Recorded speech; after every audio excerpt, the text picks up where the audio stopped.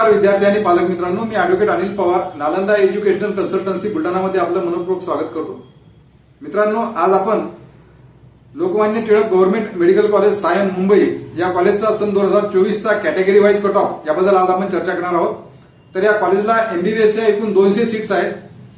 जनरलचा 2024 चा all India कोट्याचा जो category wise cut off होता त्याचा ऑल इंडिया रँक होता 7505 आणि नीट मध्ये मिळालेले मार्क्स होते 680। हा राऊंड 3 चा कट ऑफ आहे।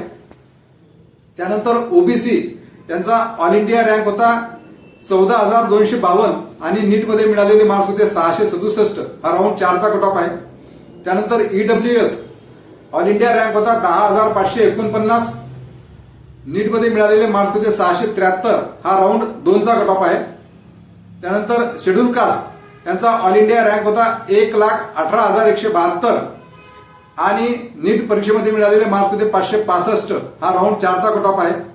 आणि त्याचबरोबर शेड्यूल ट्राईब यांचा ऑल इंडिया रँक होता 1,43,796 आणि नीट परीक्षेमध्ये मिळालेले मार्क्स होते 545।